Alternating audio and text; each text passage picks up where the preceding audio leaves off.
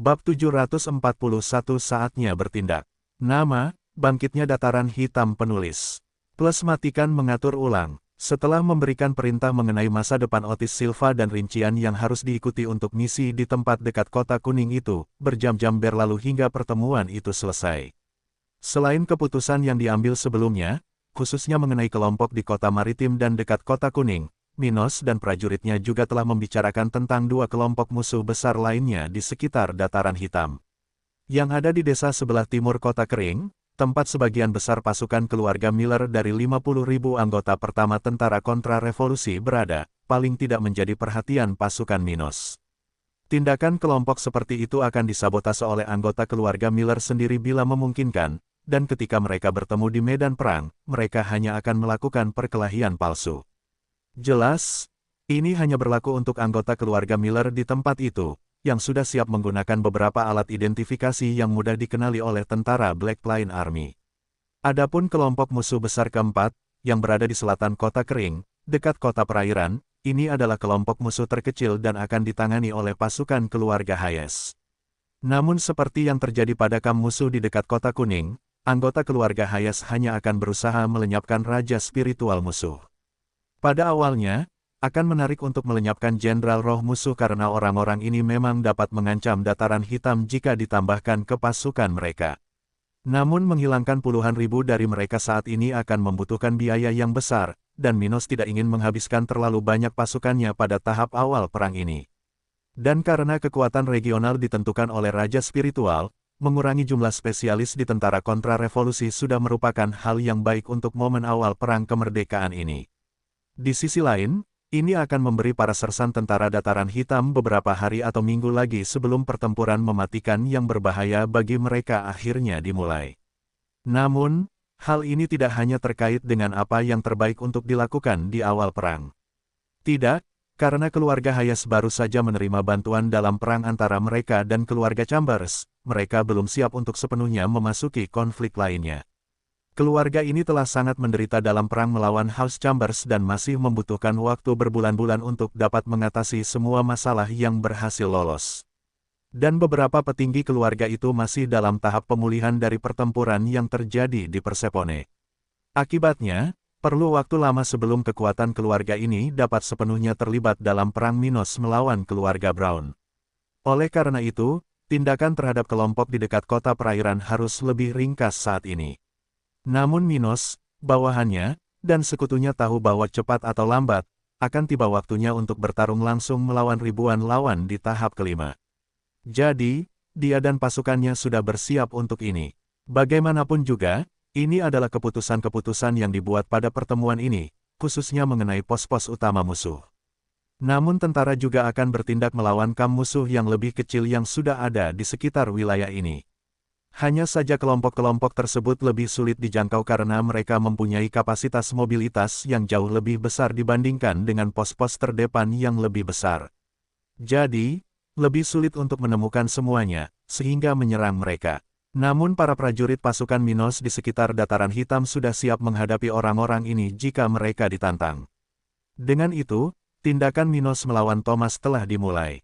2 hari kemudian, sementara banyak tentara-tentara Dataran Hitam meninggalkan kota kering ke tempat yang berbeda, keadaan di kota maritim memanas. Setelah lebih dari 20 hari sejak pasukan musuh mulai berdatangan di tempat ini, jumlah musuh telah melewati jumlah yang dapat diterima. Dengan demikian, pasukan yang dikomandoi oleh Edward sudah siap beraksi. Oleh karena itu, ratusan tentara dari pasukan Minos sudah tersebar di sekitar wilayah kota tempat jebakan itu berada. Ada beberapa jenis jebakan di sekitar kota ini, namun secara umum, jebakan tersebut berada di tempat di mana kelompok musuh terbesar berada. Beberapa tempat memiliki susunan bahan peledak, benda yang akan digunakan untuk menghancurkan tempat di mana kelompok musuh terpadat berada. Di sisi lain, tempat-tempat lain memiliki susunan yang berbeda, bisa dikatakan lebih damai. Terlebih lagi, perangkat semacam itu berada di tempat dengan jumlah musuh yang lebih sedikit, sehingga prajurit Minos dapat bertindak tanpa terlalu mencolok. Namun ada juga orang-orang yang menyamar sebagai anggota organisasi musuh di tempat itu, yang akan menikam rekan mereka dari belakang pada awal konflik. Dengan itu, Kelompok pangkalan rahasia tentara tersebar di sekitar wilayah kepentingan tersebut, menunggu saat untuk bertindak. Beberapa dari mereka akan mengaktifkan jebakan, sementara yang lain berada di sana untuk menghadapi musuh yang lolos dari kematian dengan banyaknya perangkat yang tersebar di sekitar kota ini. Secara khusus, kelompok paling besar dari tentara dataran hitam berada di dekat tempat para raja spiritual musuh berada. Edward berada di tempat itu, bersama beberapa prajurit dari pasukan elit dan banyak sersan di akhir tahap kelima. Letnan Edward, bisakah kita melenyapkan berapa banyak musuh di tempat itu sebelum pertempuran? Maksudku, kuharap jebakan itu tidak gagal, atau kita tamat, kata Barbara sambil melihat sosok Edward, merasakan jantungnya berdebar kencang. Dia adalah anggota pasukan elit yang kuat, tapi itu tidak menghilangkan rasa takutnya. Lagi pula, hanya karena dia memiliki kekuatan yang luar biasa, bukan berarti dia tidak memiliki akal sehat. Dan karena ada 18 raja spiritual dalam pasukan musuh, mau tak mau dia takut kalau jebakan mereka akan gagal. Aku juga, kuharap jebakannya tidak gagal, ucapnya sambil tersenyum sepenuh hati, merasa sedikit gugup saat ini. Namun setelah berpikir sejenak, dia berkomentar kepada wanita ini. Tetapi diperkirakan setidaknya setengah dari mereka akan jatuh ke tempat ini sebelum mereka menyadari apa yang sedang terjadi. Sisanya mungkin akan menderita luka dengan tingkat keparahan yang berbeda-beda, bagaimanapun, itu tidak akan mudah meskipun semuanya berjalan dengan baik. Dia berkata sambil menatap Barbara sambil berpikir. Dia menghela nafas gugup, memproses ide ini. Dia baru bergabung dengan grup ini 2 hari yang lalu. Karena itu, dia tidak mengetahui semua detail teknis mengenai penyergapan besar ini. Setidaknya itu sudah lebih baik daripada situasi saat ini, dia berkomentar saat dia berada di ruang bawah tanah sebuah gedung bersama Edward dan anggota kelompok lainnya. Tetap di bawah tanah adalah satu-satunya cara agar mereka tidak diperhatikan oleh lawan mereka di tempat ini. Karena itu, mereka dan banyak tentara Minos lainnya di kota ini berada di tempat yang mirip dengan ini, di mana Kopral mengawasi sekeliling, menggantikan para penggarap yang lebih kuat. Lagi pula, prajurit spiritual cukup umum di kota ini. Jadi, tidak aneh jika warga seperti itu ditemukan bahkan di dekat tentara-tentara kontra-revolusi. Oleh karena itu, orang-orang tersebut mengawasi sekeliling sementara orang-orang ini bersiap untuk bertindak. Yah, kita hanya bisa berharap jebakannya bekerja dengan sempurna, komentar Edward sambil merasa cemas konflik akan dimulai. Mereka benar-benar tidak mengetahui pemicu konflik ini. Namun begitu suara meriam dan ledakan mencapai tempat tersebut, mereka akan tahu sudah waktunya untuk bertindak meskipun mereka tidak berada di tempat yang baik untuk mengamati awal mula semuanya. Saya berharap rekan-rekan kita di ketiga kapal musuh tersebut dapat bertindak cukup cepat untuk mempengaruhi beberapa lawan di awal konflik. Setelah itu, mereka tidak akan memiliki kesempatan itu lagi. Salah satu tentara berkomentar bahwa bagian tersulit dari rencana ini adalah peperangan laut saat Edward dan kelompoknya menunggu saat yang tepat untuk bertindak. Puluhan kapal berada di area seluas beberapa ribu kilometer persegi, beberapa kilometer di lepas pantai setempat. Dari sekian banyak kapal tersebut, sebagian besar, tepatnya 34, merupakan kapal perang yang membawa lambang rumah kerajaan-kerajaan Brown, yang masing-masing terlihat ratusan pengawal kerajaan. Armada kerajaan ini tersebar di wilayah tersebut dengan pola tertentu, mengikuti seluruh pantai kota maritim, membentuk sabuk pertahanan di sekitar tempat ini. Namun bukan hanya itu kapal yang ada di tempat itu. Bagaimanapun, kota maritim adalah kota pesisir yang fokus pada pengiriman dan penerimaan sumber daya melalui laut. Akibatnya, banyak kapal kargo terlihat di sana, beberapa di antaranya agak jauh dari kota maritim dibandingkan kapal perang tersebut, mengantri untuk diterima keluar angkasa di bawah perlindungan pasukan lokal. Tapi kadang-kadang, seseorang yang mengamati tempat ini akan melihat lebih dari 10 kapal kargo datang dan pergi dari pelabuhan lokal di daerah di bawah kendali pasukan kerajaan. Namun sementara banyak kapal di sekitar area itu beroperasi dengan cara biasa, beberapa kilometer jauhnya, 17 kapal perang dengan simbol keluarga Collins perlahan mendekati sabuk pertahanan tersebut. Kapal-kapal ini mendekati tempat itu dengan cara yang berbeda dengan kapal-kapal di sekitar kota maritim, datang dari berbagai arah dan berkelompok dengan jumlah yang berbeda-beda. Ada kapal yang berangkat sendiri-sendiri menuju kawasan perlindungan kota maritim tersebut, ada pula yang berkelompok 2, 3, 4 kapal, berangkat dengan arah berbeda dari yang lain. Bagaimanapun, Masing-masing kapal perang ini memiliki beberapa lusin orang yang bekerja, beberapa mengenakan pakaian pelaut biasa, tetapi yang lain berseragam penjaga keluarga Collins. Ribuan orang dari keluarga itu telah tewas di tangan para prajurit dari pangkalan Angkatan Laut Black Line Army. Oleh karena itu, tidak sulit untuk mendapatkan pakaian tersebut.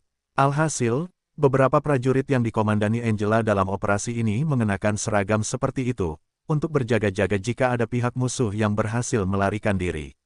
Bagaimanapun, di kapal yang sedang menuju sendirian menuju bagian dalam sabuk pertahanan yang diberlakukan oleh pasukan kerajaan di tempat ini, Angela sedang duduk di kursi berlengan di ruang komando kapal perang itu. Dia mengenakan baju besi dengan beberapa simbol keluarga Collins di atasnya. Itu adalah sesuatu yang dia peroleh melalui warisan yang ditinggalkan oleh para raja spiritual yang telah jatuh ke tangan Celeste dalam serangan di pangkalan Angkatan Laut. Namun saat dia duduk di sana, mempersiapkan diri secara mental untuk apa yang akan terjadi, beberapa prajurit dari pasukan Minos sedang memimpin kapal perang itu, siap beraksi kapan saja. Letnan, semua amunisi sudah berada di tempatnya, dan meriam siap ditembakkan. Seorang sersan yang baru saja memasuki ruang komando kapal itu mengatakan ini sambil berhenti di samping Angela. Semua kapal perang lainnya juga sudah siap beraksi.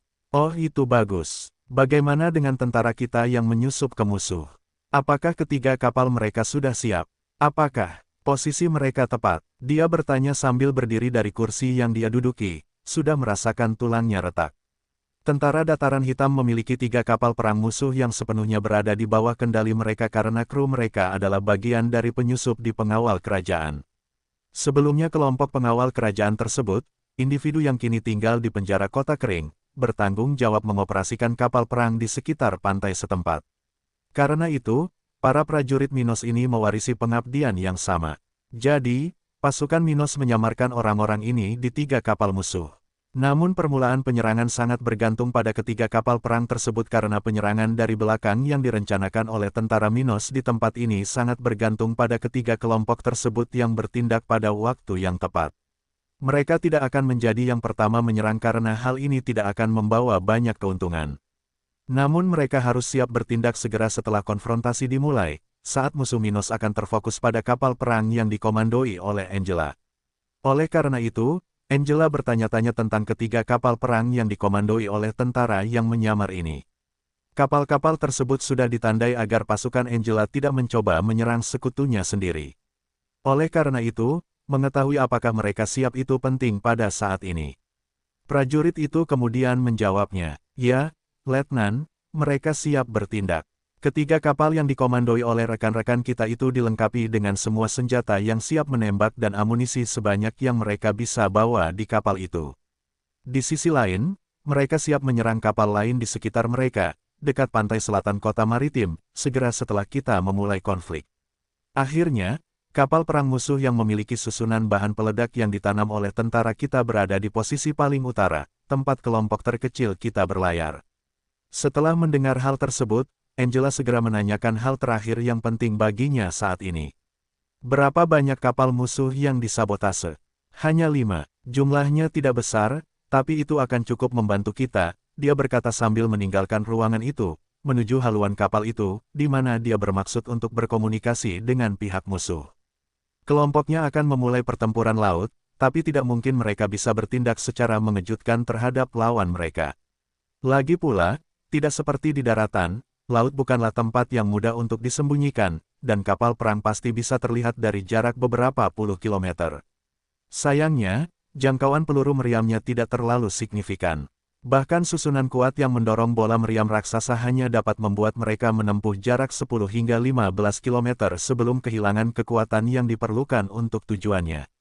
Oleh karena itu, cukup sulit untuk bertindak secara tiba-tiba dalam pertempuran laut, dan oleh karena itu, strategi lain harus digunakan. Jadi, Angela bersiap untuk berkomunikasi dengan salah satu kapal musuh yang sudah mendekati kapalnya sendiri. Pihak musuh mungkin akan merasa aneh dengan banyaknya kapal perang keluarga Collins yang datang ke kota ini, namun hal seperti ini bisa saja terjadi. Selain itu, karena keluarga Collins mungkin tidak tahu tentang masalah keluarga Brown dengan Dataran Hitam, pihak lain mungkin saja lewat sini untuk beristirahat dan mengisi bahan bakar. Paling tidak, sebuah keluarga besar dari negara bagian lain, sebuah organisasi yang salah satu keturunannya akan segera mengambil alih kerajaan terkuat di wilayah tersebut, pantas mendapatkan keuntungan dari keraguan tersebut. Oleh karena itu, salah satu kapal perang itu menuju ke Angela, yang paling dekat dengan sabuk pertahanan di sekitar kota maritim. Ketika kedua kapal perang itu cukup dekat satu sama lain sehingga orang-orang di sana dapat berkomunikasi dengan mudah, Angela menyadari bahwa pihak musuh tidak memiliki raja spiritual. Tapi ini sudah diduga. Lagi pula, dalam peperangan laut, level pelaut tidak akan begitu penting kecuali jika perbedaan kekuatan regional sangat besar atau susunan dan artefak di kapal memiliki level yang lebih tinggi. Karena tidak satupun dari kondisi ini terpenuhi di wilayah benua tengah ini, tidak ada alasan untuk memiliki raja spiritual di kapal ini. Dan karena bahaya yang terjadi di darat jauh lebih besar, kekuatan utamanya berada di kota maritim dan bukan di sekitar sini. Bagaimanapun, meski dia memasang ekspresi penasaran di wajahnya, Angela adalah orang pertama yang mengatakan sesuatu. Apa yang terjadi di tempat ini? Mengapa ada begitu banyak kapal keluarga Brown di sekitar sini? Apa terjadi sesuatu? Kami datang ke sini untuk memasok sumber daya ke kapal kami, tapi kemudian kami melihat formasi ini. Mendengar ini, orang-orang di atas kapal lain itu saling memandang, menyadari bahwa pihak lain belum mengetahui konflik lokal. Itu bagus. Tidak ada kebocoran, dan armada ini datang ke sini tanpa mengetahui realitas setempat. Pemimpin kapal perang keluarga Brown memikirkan hal ini tanpa mengubah ekspresi wajahnya. Dia lalu menatap Angela beberapa saat lagi, tidak mengenali identitas wanita ini.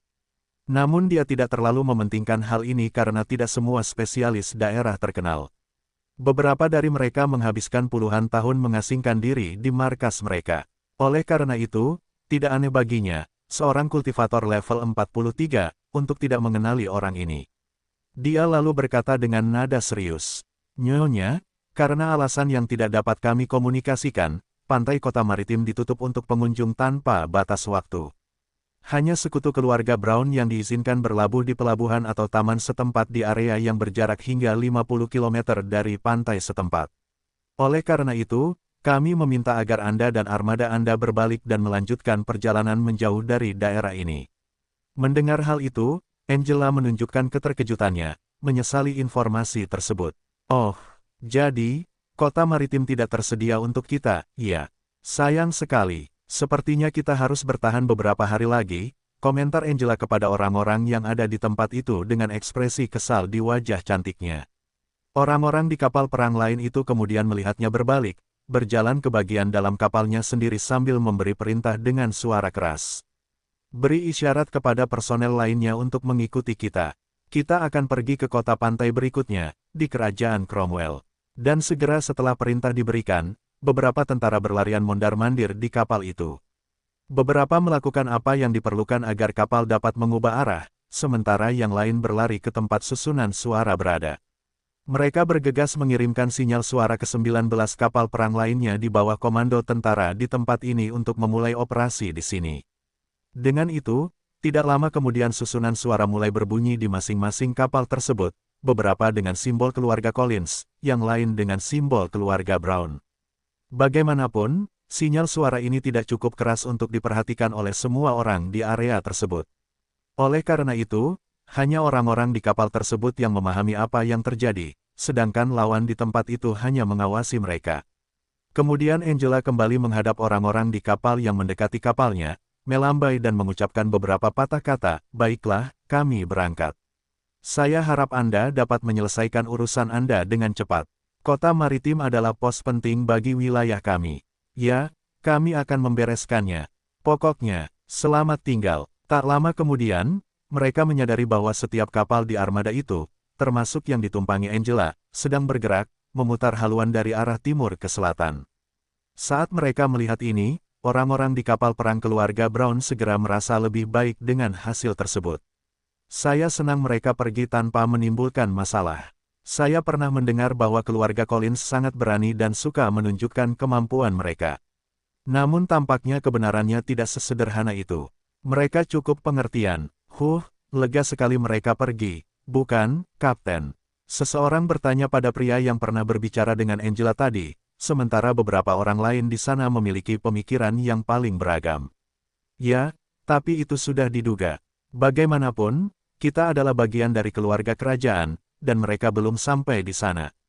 Masalahnya di sini adalah jika mereka sudah mengetahui kekalahan kita di dataran hitam. Itu akan memalukan bagi keluarga Brown kita.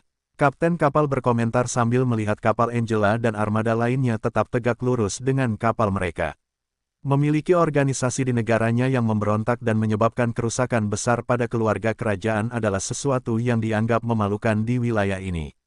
Hal ini karena masing-masing keluarga kerajaan memiliki jumlah dan finansial yang besar, sehingga kekuatan regional lainnya hampir tidak memiliki peluang untuk berkembang sedemikian rupa. Meski begitu, jika organisasi bawahan berkembang dan menjadi ancaman bagi keluarga kerajaan, ini hanya berarti dua hal. Entah bahwa keluarga kerajaan adalah sebuah aib, dijalankan oleh orang-orang yang tidak kompeten, yang bahkan membiarkan parasit berkembang hingga mengancam mereka, atau bahwa pihak lain sungguh mengesankan. Namun menjadi mengesankan sangatlah sulit. Oleh karena itu, jika keluarga kerajaan meminta bantuan dalam menghadapi musuh internal, maka organisasi tersebut tentu harus menanggung penghinaan karena dianggap tidak kompeten, lalai, dan sejenisnya. Di sisi lain, seseorang dengan citra kotor mungkin tidak begitu menakutkan atau terhormat sehingga mencegah tindakan tertentu hanya atas namanya. Artinya, akan lebih baik jika masyarakat mengetahui bahwa keluarga kerajaan tidak menoleransi hal-hal tertentu dan jika seseorang melanggar aturan tersebut, ia hanya akan menemui ajalnya. Tetapi jika seseorang dapat memberontak dan bahkan berkembang dalam ketenangan, berapa lama organisasi kriminal, orang-orang yang mengkritik keluarga tersebut, dan sebagainya, akan takut terhadap kekuatan tersebut. Dihormati tidak jauh berbeda dengan memiliki kekuatan di dunia spiritual. Jika keluarga kerajaan ceroboh dan lambat bertindak, tidak akan lama lagi puluhan, bahkan ratusan, ribu orang mulai lepas kendali. Terlepas dari itu semua, orang-orang ini sangat menghargai gambar tersebut dan berusaha menyembunyikan kebenaran tentang apa yang terjadi secara lokal. Misalkan ada yang tidak beres di masa depan, dan suatu hari mereka perlu meminta bantuan. Dalam hal ini, mereka setidaknya bisa melakukannya karena mereka menghadapi lawan yang mengesankan dan bukan karena mereka tidak kompeten. Namun hingga saat itu, melindungi citra mereka sama pentingnya dengan melawan kaum revolusioner. Setidaknya mereka akan menjaga citra yang kuat di mata warga daerah. Bagaimanapun, sementara orang-orang di kapal perang sebelumnya merasa lega melihat kelompok Angela bersiap untuk berangkat, hal yang sama terjadi di hampir semua 34 kapal keluarga Brown itu. Kecuali 3 kapal di bawah komando tentara Black Line Army, semua orang di kapal keluarga kerajaan tersebut merasa tekanannya berkurang dengan memperhatikan pergerakan 17 kapal perang tersebut.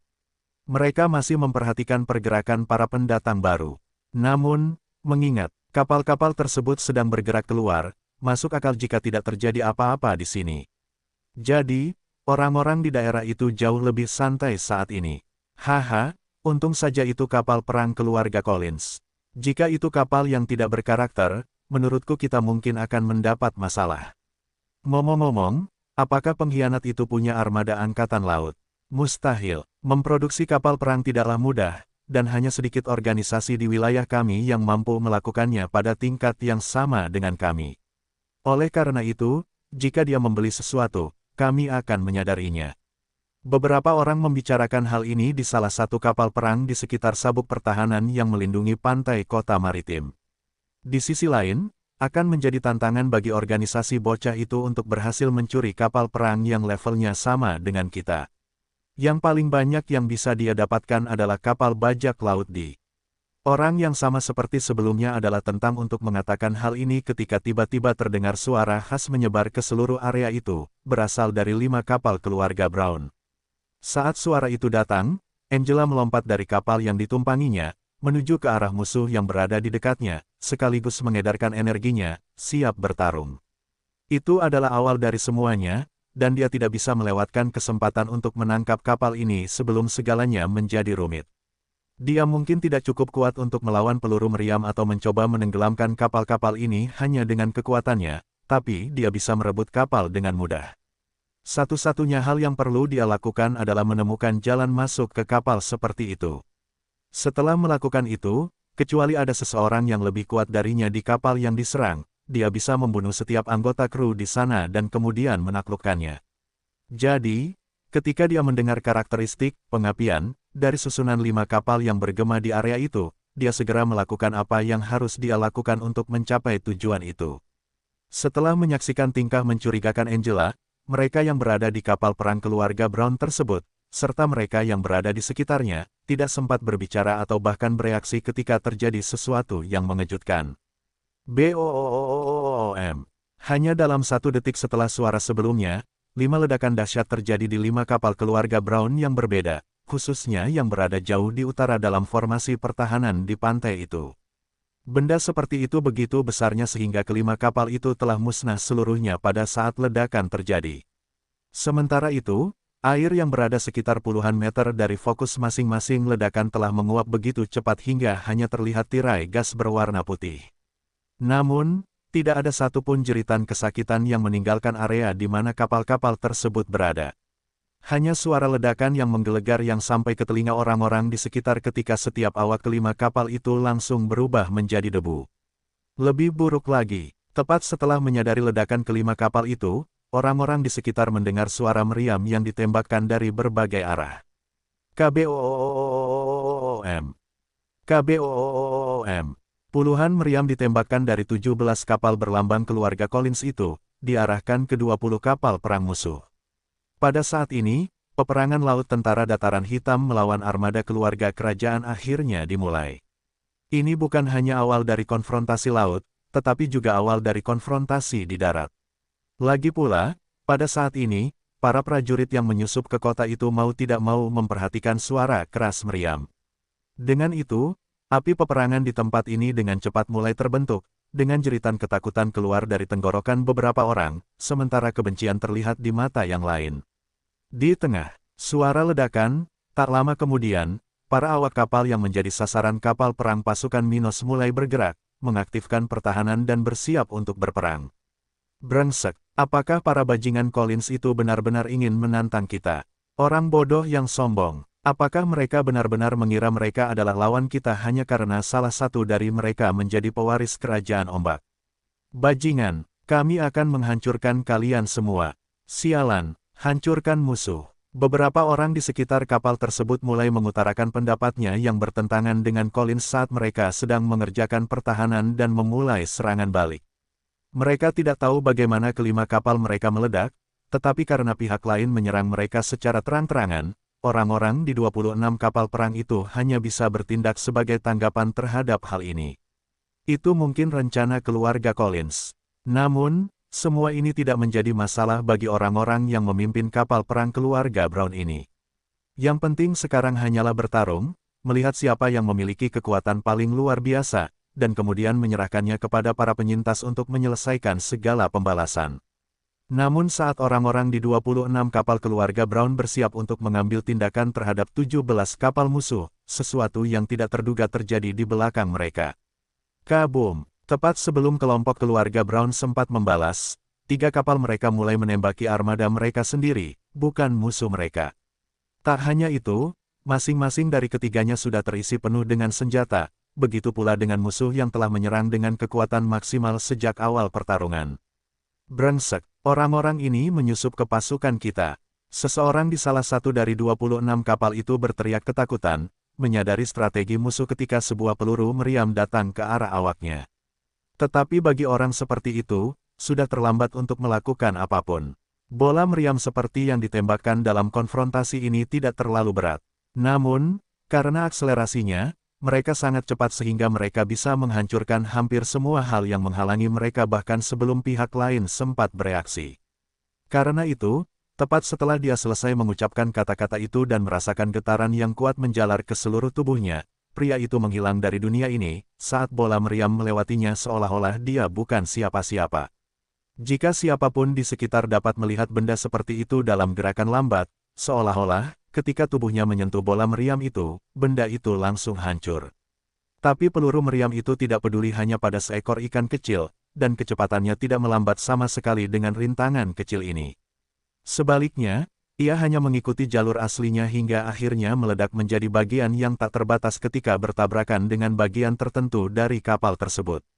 Ledakan. Dengan ledakan ini, puluhan orang di kapal tersebut terluka, sementara yang lain menghilang begitu saja dari dunia ini, seperti kasus manusia sebelumnya. Namun, beberapa orang menderita kerusakan serupa hanya pada bagian tubuh mereka dan sekarang menjerit kesakitan karena mereka menjadi semakin putus asa. Ahahaha. Ah, lenganku tersangkut. Seseorang berteriak ketika dia mencoba menarik lengan kirinya dari bagian struktur yang berubah bentuk akibat serangan sebelumnya. Ah, tolong bantu aku, kakiku robek. Ah, bajingan, sialan kau, Collins. Dan beberapa jeritan muncul dari tenggorokan para korban musuh internal, termasuk para penyusup. Di sisi lain, tidak hanya orang-orang yang diserang yang terkejut dengan semua yang terjadi di sekitarnya.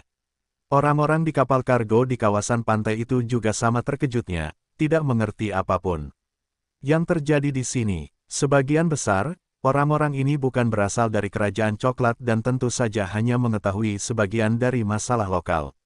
Sebagai sekutu atau mitra dagang keluarga Brown, mereka setidaknya harus mengetahui sedikit tentang permasalahan lokal.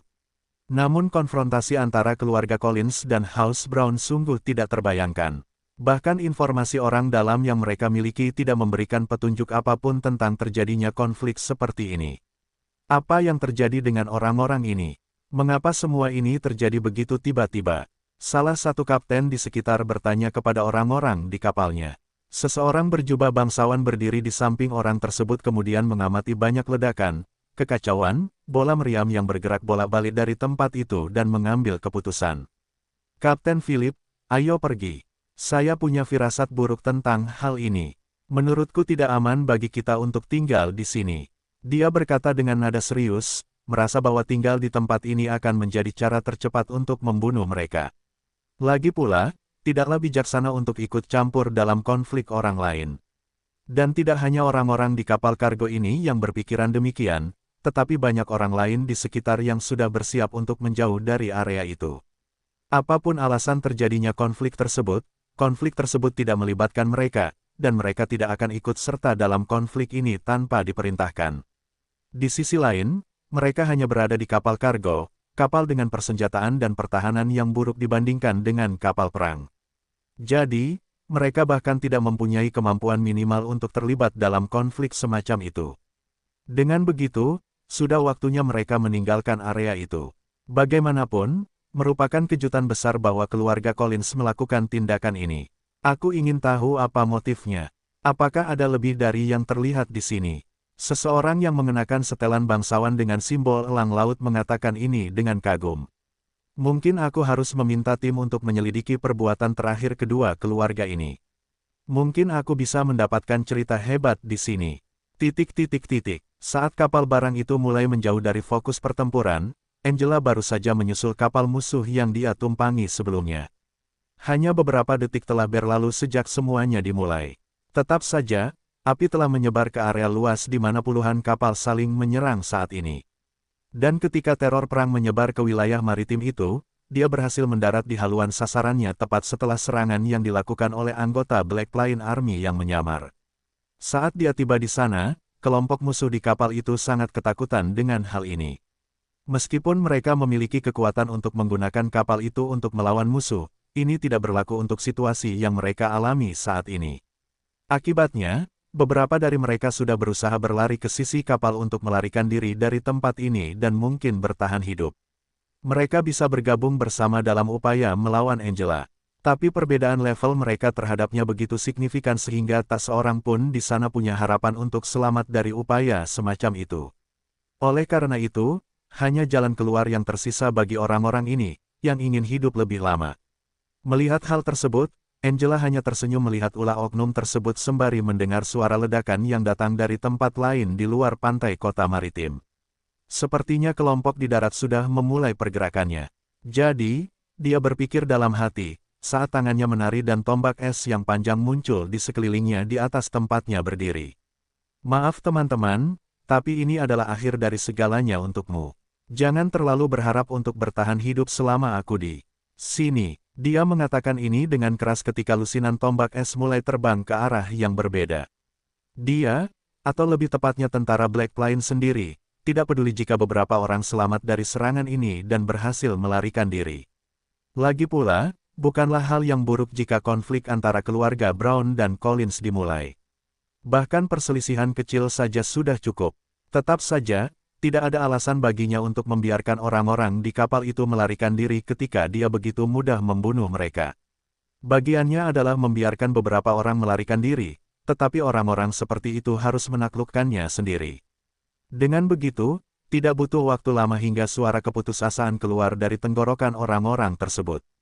Ah, dalam sekejap mata, puluhan orang di kapal yang diserang Angela itu sudah tewas. Tubuh mereka tertusuk tombak panjang yang terbuat dari es, ada yang setebal kepalan tangan manusia dewasa, ada pula yang tipis seperti jari anak-anak. Bagaimanapun, banyak mayat yang ditusuk dengan benda-benda yang diciptakan oleh teknik Angela ini sudah menumpuk di sisi kapal itu, bahkan beberapa di antaranya mengambang di laut. Namun, betapapun kejamnya serangan yang merenggut nyawa mereka, semua mayat itu menunjukkan ekspresi putus asa dan kesakitan, menunjukkan betapa buruknya pengalaman mereka. Mati memang mengerikan, tapi pengalaman mati karena usia tua di ranjang yang dikelilingi oleh anggota keluarga jauh lebih baik daripada jatuh ke dunia bawah setelah bertarung sampai mati. Atau lebih tepatnya, dibantai oleh musuh yang menggunakan teknik yang secara alami menyebabkan rasa sakit yang menyiksa bukanlah hal yang baik sama sekali. Khususnya bagi orang-orang yang terikat pada kehidupan yang ingin terus eksis, seperti halnya hampir semua kultivator di dunia ini. Oleh karena itu, tak satu pun dari orang-orang itu yang bisa merasakan ketenangan setelah bagian tubuh mereka tertusuk tombak Angela. Pada saat yang sama, bagian dalamnya telah terbakar oleh es, komponen utama benda tersebut. Namun semakin banyak wanita ini membunuh di kapal ini, semakin mudah dan cepat pekerjaannya untuk berhasil mengambil alih kapal perang ini. Karena itu, tidak butuh waktu lama baginya untuk menghadapi semua orang di bagian terluar kapal musuh itu dan kemudian mengakhiri keberadaan kru tersebut. Setelah beberapa waktu sejak konflik ini dimulai, dari 26 kapal musuh yang tersisa dari awal, 13 kapal lainnya telah tenggelam di daerah ini akibat serangan 20 kapal pasukan Minos. Namun, pasukan Minos tidak berjuang sekeras ini tanpa menderita. Bagaimanapun, ini adalah perang laut. Terlepas dari strategi dan angka, teknik atau hal-hal seperti keterampilan individu tidak penting di wilayah seperti itu. Akibatnya, mereka tidak dapat melewati semua ini tanpa menderita kerugian. Mereka bahkan berhasil mengurangi kerugian mereka cukup banyak di tempat ini, karena strategi tentara dataran hitam, fakta bahwa mereka menyerang terlebih dahulu, melakukan sabotase dan anggota internal, semuanya telah membantu mereka meningkatkan peluang mereka. Tapi meninggalkan tempat ini tanpa bekas luka adalah hal yang mustahil. Gara-gara itu, 3 kapal pasukan kota kering sempat tenggelam di kawasan pesisir kota maritim ini, membawa puluhan jenazah prajurit hingga ke dasar laut. Namun meskipun bagian awal pertempuran sangat mengejutkan, dengan tembakan meriam dari kedua belah pihak di wilayah pesisir tersebut, tidak lama kemudian kedua belah pihak kehabisan amunisi. Konflik laut bukanlah hal yang umum terjadi di wilayah ini. Di sisi lain, peluru meriam itu sendiri, adalah barang mahal yang menghabiskan banyak biaya untuk unit dan pengoperasiannya. Barang-barang yang dibutuhkan untuk meriam adalah benda-benda yang dibuat oleh pandai besi dan ahli susunan. Dan sebagai susunan, benda-benda ini memiliki karakteristik umum dari benda-benda tersebut, yaitu mengonsumsi energi spiritual agar berfungsi, khususnya, menjadi lebih efisien dengan mengonsumsi energi langsung dari kristal dan bukan dari atmosfer. Oleh karena itu, penggunaan persenjataan ini sangat mahal. Akibatnya, tidak banyak meriam di kapal ini, juga tidak ada bola meriam. Jadi, ketika melakukan pertempuran seperti itu, selama satu pihak selamat dari serangan pihak lain, jalannya pertempuran akan berubah, dan akan ada peluang untuk pertarungan yang lebih adil, atau untuk melarikan diri. Jadi, setelah beberapa menit peperangan laut yang intens, kedua belah pihak akhirnya menenangkan tindakan mereka ketika tidak ada lagi peluru meriam yang terbang di sekitar wilayah pantai itu. Sayangnya, meski tidak ditenggelamkan, beberapa kapal terapung yang tersisa itu mengalami kerusakan parah pada saat-saat awal pertempuran ini. Beberapa hanya mempunyai masalah yang dangkal, sesuatu yang setelah perawatan singkat akan menjadi seperti baru, tanpa banyak kerugian bagi pemiliknya. Namun sebagian besar kapal lainnya rusak parah, dan mustahil bagi orang-orang di sana untuk melarikan diri dari tempat itu dengan aman menggunakan kapal tersebut. Itu karena sumber listrik yang digunakan alat transportasi tersebut. Kapal di dunia spiritual dapat bergantung pada 3 sumber kekuatan untuk bergerak melalui perairan. Salah satunya adalah kekuatan yang disediakan oleh susunan, yang paling umum digunakan pada sebagian besar kapal di wilayah benua tengah ini. Dua alternatif lainnya adalah menggunakan kekuatan mekanik manusia atau binatang untuk memindahkan struktur tersebut. Binatang laut lebih efisien dalam melakukan hal ini karena alasan yang jelas. Namun di wilayah ini, tidak ada organisasi lokal yang menggunakan benda seperti itu, karena alasan sederhana yaitu mereka tidak mampu menjinakkan binatang laut. Yang terakhir, masih ada kekuatan manusia dan kekuatan beberapa hewan darat, yang memang bisa membantu, tapi sejauh ini merupakan yang terburuk dari ketiga alternatif tersebut. Oleh karena itu, kapal-kapal yang paling terkena dampak hanya bisa bergantung pada kekuatan manusia, sesuatu yang mungkin tidak menarik bagi para penyintas. Lagi pula, lebih banyak kapal di sisi pasukan Minos yang tersisa dalam kondisi untuk melakukan pengejaran. Alhasil, ketika meriam berhenti menembak di kawasan pantai itu, tidak butuh waktu lama, dan terlihat beberapa orang meninggalkan kapalnya. Lebih baik melarikan diri saja dari kapal yang tidak mampu membawa mereka pergi dan bertaruh pada kapal yang kondisinya cukup baik agar rangkaian listrik dapat berfungsi. Dengan begitu, dengan cepat awak kapal perang keluarga Brown di tempat ini meninggalkan 10 dari 13 kapal yang tersisa dengan harapan bisa selamat jika bergabung dengan salah satu dari 3 alat angkut yang tersisa dengan kondisi yang baik. Sedangkan untuk sisi kapal Minos, hanya 5 di antaranya yang mengalami kerusakan sedemikian rupa, sementara yang lainnya cukup baik sehingga rangkaian listriknya dapat terus berfungsi. Bagaimanapun, di kedua sisi, beberapa orang di masing-masing kapal ini menderita luka-luka dengan berbagai tingkat keparahan, beberapa di antaranya bahkan meninggal. Bagaimanapun, kekuatan kapal tidak bisa dibandingkan dengan tubuh para pembudidaya ini. Dengan demikian, meski sebagian besar awak kapal telah meninggalkan kapalnya, jumlah orang yang berenang di bagian pesisir kota maritim tersebut tidaklah signifikan. Brengsek, penjajah sialan itu sangat kuat. Lihatlah berapa banyak masalah dan korban yang kita alami. Beberapa tentara di salah satu kapal dengan simbol keluarga Collins berkomentar kepada rekan-rekannya sambil berbaring di lantai. Ya, tapi pihak musuh memiliki hampir 2 kali lipat jumlah kita pada awal semuanya. Tapi sekarang mereka melarikan diri hanya dengan 3 kapal, sementara kita berada di 12 di antaranya dengan kondisi berlayar. Kata orang lain, melihat sisi baiknya dari semua itu. Tetap saja, kita tidak bisa dengan mudah jatuh ke tangan musuh-musuh ini, setiap orang mati kita bernilai puluhan milik mereka. Tidak ada yang bisa dilakukan. Kita harus mengalahkan musuh meskipun itu sedikit menyakitkan bagi kita untuk melakukannya. Lebih baik kehilangan 1 jari saja daripada kehilangan seluruh tangan. Seorang lelaki tua berkomentar ketika dia melihat tentara yang terluka di kapal itu. Itu adalah kenyataan yang kejam. Tapi itulah dunia yang mereka tinggali, dan berpikir bahwa hal seperti itu tidak adil, atau hal seperti itu tidak akan mengubah apapun. Itu hanya akan menjadi cara untuk melarikan diri dari kenyataan tanpa menghasilkan buah baik yang mungkin akan mengurangi beban kerugian mereka. Kehilangan rekan di medan perang sungguh mengerikan. Banyak di antara mereka yang lebih dari sekedar orang asing, anggota dari organisasi yang sama. Beberapa adalah teman lama, dan beberapa bahkan merupakan pasangan dekat. Namun mati demi memperjuangkan cita-cita Anda jauh lebih baik daripada hidup bertekuk lutut, mungkin seperti seorang budak yang hidup demi tuannya dan bukan untuk dirinya sendiri. Lebih baik mati dalam pertempuran atau bahkan kehilangan rekan baik di medan perang daripada menempatkan keluarga Anda dalam bahaya kematian, penyiksaan, pemerkosaan, perbudakan, Semua yang mereka lakukan adalah untuk keluarga mereka atau diri mereka sendiri. Oleh karena itu, orang-orang ini memahami betul bahwa betapapun menyakitkannya, terkadang menginjak darah rekan mereka adalah bagian dari kehidupan di dunia yang kejam ini. Mendesah, apa yang harus kita lakukan sekarang? Haruskah kita mengejar para buronan ini? Seseorang bertanya sambil melihat ke arah ketiga kapal itu, di mana semakin banyak orang yang mendekati mereka, berenang. Biarkan mereka lari. Lagi pula, kita tidak akan bisa mengejar mereka. Orang yang lebih tua di sana berkata ketika dia ingat bahwa kapal mereka dan musuh mereka tidak jauh berbeda. Oleh karena itu, pengejaran dalam kondisi saat ini mungkin hanya akan menimbulkan kerugian tanpa manfaat. Daripada mengejar mereka, kita harus mengambil kesempatan ini dan mengumpulkan semua mayat, serta kapal-kapal rusak yang tertinggal. Itu mungkin membuat kita cukup kuat. Ucap orang yang sama mengomentari perintah yang ditinggalkan Angela sebelum berangkat menuju kota maritim.